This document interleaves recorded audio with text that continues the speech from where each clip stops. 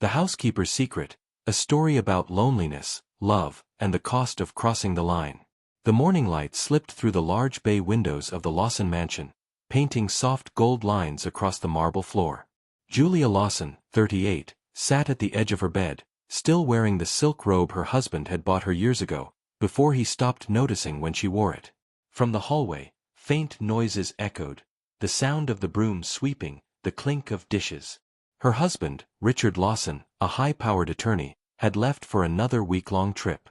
Big clients. Big deal. You know how it is, he'd said, kissing her cheek but never meeting her eyes. Julia sighed. The house was large, but the silence was suffocating. The agency had sent someone new that week, a replacement for the aging groundskeeper. When Julia opened the back door that morning, the sun framed a tall figure standing by the garden. Daniel, 29, calm eyes, dark skin that shimmered under the light, and a quiet confidence that didn't fit his blue work shirt. "Good morning, ma'am," he said, polite but reserved.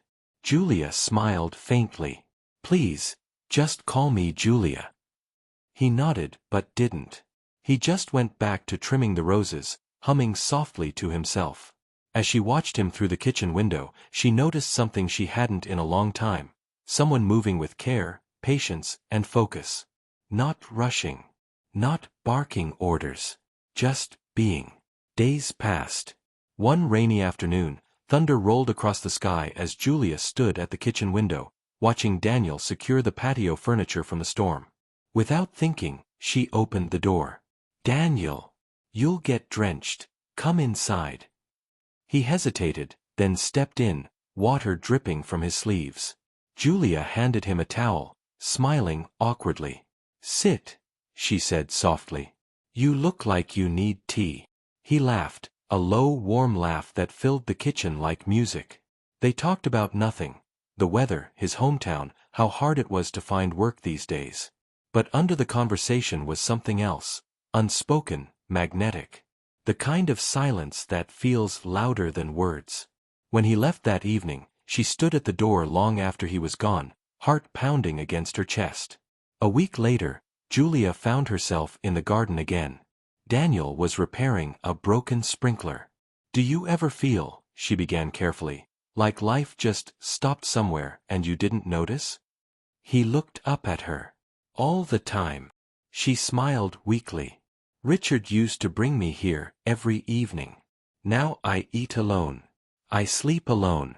I feel invisible in my own house." Daniel lowered his tools, looking at her. Really looking. "I see you," he said simply.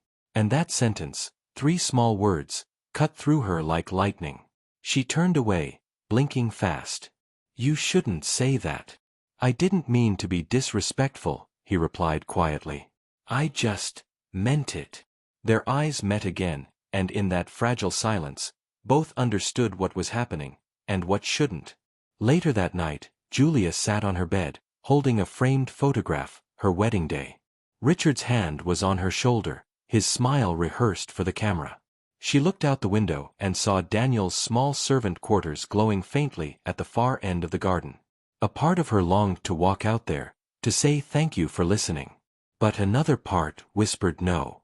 Because the line between kindness and temptation was already too thin. She put down the photo and whispered, "Julia, what are you doing?" The next day, a neighbor, Mrs. Grant, dropped by unexpectedly.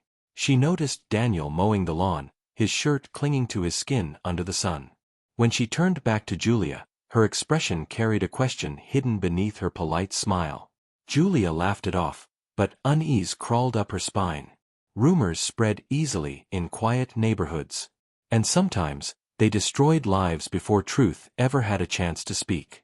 That evening, as Julia went downstairs to lock up, she found something unexpected, a letter on the kitchen counter, addressed to her in Daniel's neat handwriting. Her hands trembled as she opened it. "Mrs. Lawson, I've been offered a new job in another city. I wanted to thank you for your kindness. You made me feel seen in a world that often doesn't. I'll leave by morning." Julia's heart dropped. She ran to the window, saw his room light still on. And before she could stop herself, she was already halfway down the stairs, whispering under her breath. Don't leave. What would you do if the only person who made you feel alive was someone you could never be with? If this story moved you, hit subscribe, like, and share to help us reach more hearts. The rain came harder that night than it had all month. Thunder shook the walls, lightning flashed across the sky, and Julia Lawson stood by the kitchen window, her heart racing. Daniel's light was still on in the servants' quarters. She told herself she only wanted to say goodbye, to thank him for being kind, for listening. But deep down, she knew it was more than that. She slipped on her coat, stepped into the rain, and crossed the garden.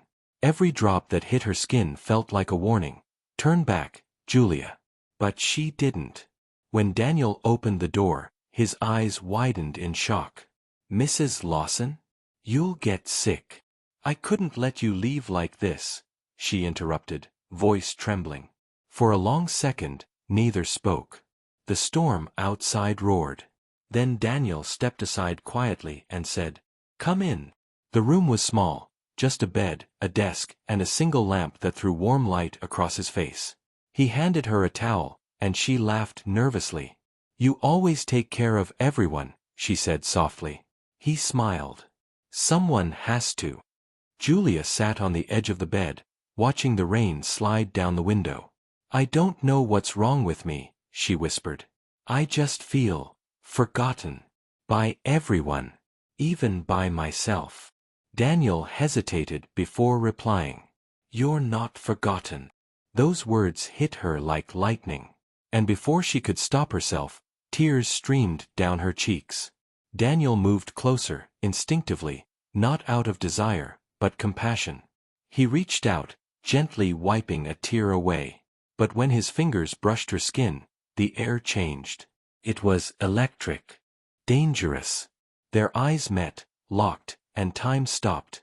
She could hear her heartbeat in her ears. For a moment, they didn't speak. They didn't need to. Julia stood suddenly, stepping back. "This is wrong," she said. "I know," Daniel replied softly. "But it doesn't feel wrong." Her breath caught. She wanted to run, and to stay.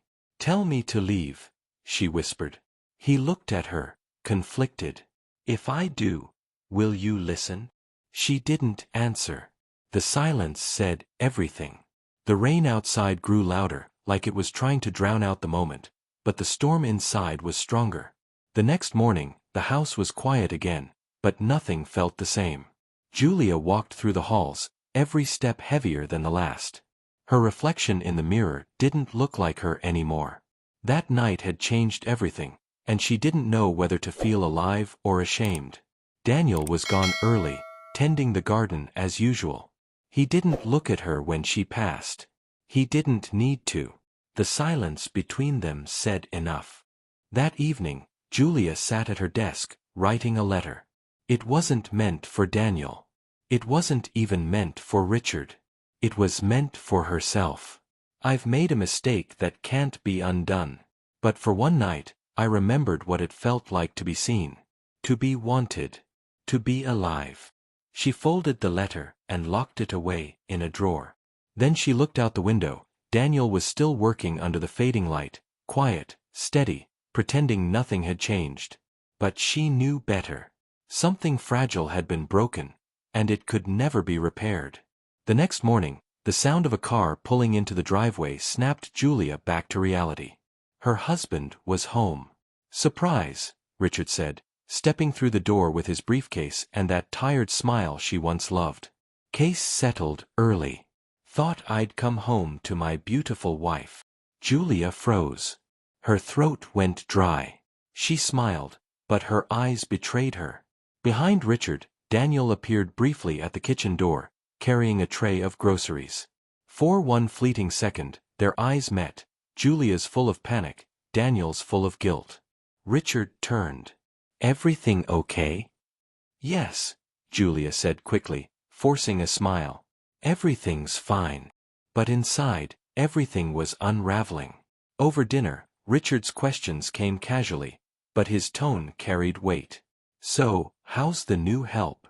The young man, Daniel, right?" Julia's fork froze mid-air. He's good. Works hard. Richard nodded slowly. Mrs. Grant mentioned he's been spending quite some time around here. Said she's seen him in the garden even after hours. Julia's heart skipped. He's just thorough. Richard leaned back, watching her closely. Thorough. Right. The silence that followed was suffocating. That night, Julia couldn't sleep. She walked quietly to the window and saw Richard outside, standing by Daniel's quarters, his flashlight sweeping across the garden. Then, Daniel stepped out of the shadows. They spoke, but she couldn't hear a word. A moment later, Richard turned sharply toward the house, his face unreadable. Julia backed away from the window, fear clawing at her chest. Her secret, their secret, might not stay buried much longer. The next morning, the house felt different. Julia sensed it before she even opened her eyes. A heaviness in the air, a silence too sharp to be peace. Richard was already gone from bed. The smell of coffee lingered in the air.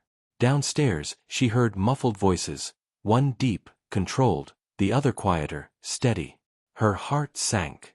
She walked halfway down the stairs before she saw them. Richard and Daniel, sitting at the kitchen table. Between them, a half-empty cup of coffee and a silence that screamed louder than words. Richard didn't look up as she entered. "Morning," he said coldly. "Sleep well." Julia nodded slowly. "What's going on?" He smiled faintly, the kind of smile that hides a blade. "Just having a little chat with Daniel.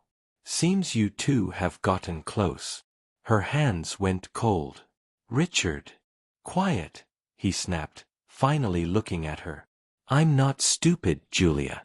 Do you think I don't see it? The looks. The whispers from neighbors." Daniel stood then, calm but tense. "Sir, if I may." "You may not," Richard interrupted, rising to his feet. "You work here. You follow the rules. And one of those rules is knowing your place." Julia's heart broke at the venom in his tone. "Richard, stop," she pleaded. "It wasn't." "Don't," he barked. "Don't defend him."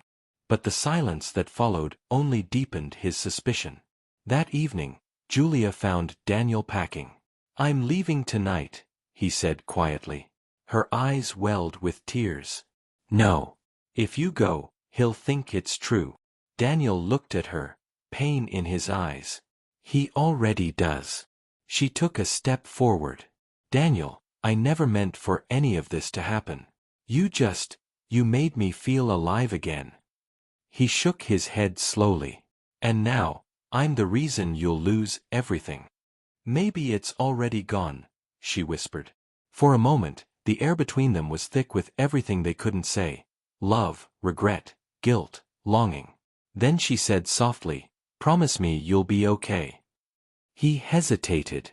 "You should be asking that of yourself." That night, a storm rolled in, just like the night it all began. Julia sat in her room, watching lightning flash across the sky, tears streaming down her face. Downstairs, she heard shouting. Richard's voice. Daniel's voice. She ran to the staircase. "Richard, stop!"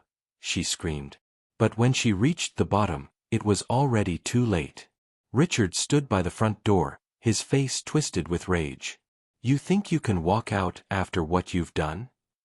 Daniel stood his ground. "With all due respect, sir, I didn't take anything from you that you didn't abandon long ago." The words hit like a slap. Julia gasped. "Daniel, please." Richard turned toward her, eyes blazing. "So it's true." He turned back to Daniel. "You're fired. Get out. And if I ever see you near this house again." "Enough," Julia cried, stepping between them. "This isn't his fault. It's mine." The room fell silent. Only the thunder spoke. She covered her face, sobbing. "I was lonely, Richard.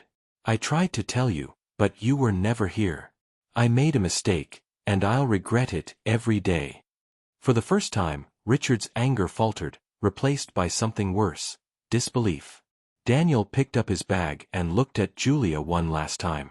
There was nothing left to say. "Take care of yourself," he said quietly. And with that, he stepped into the rain, disappearing into the night that had once brought them together. Julia collapsed into a chair, shaking. Richard stood motionless, staring at the door. In that silence, they both realized the same truth. Even if the storm ended, their marriage never would. Weeks passed. The house felt emptier than ever. Richard worked longer hours. Julia barely left her room. One morning, she found an envelope in the mail. No return address. Inside was a letter. "Julia, I've started over somewhere new. I'm not angry. What happened between us, it woke something in me. Maybe one day, you'll forgive yourself too. Thank you for seeing me." Tears fell on the paper as she read. She whispered, "Goodbye, Daniel."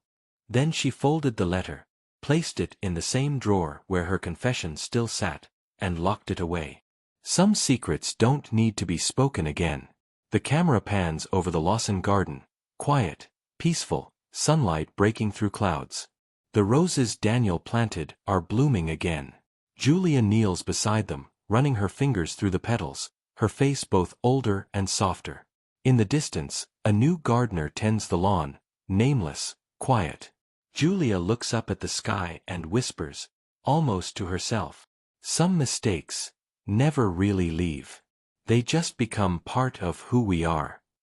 Fade out. If this story moved you, don't forget to like, comment, and subscribe for more emotional, true-to-life dramas that touch the heart. Tell us in the comments, was Julia a victim of neglect, or a woman who made her own downfall? Thank you for watching.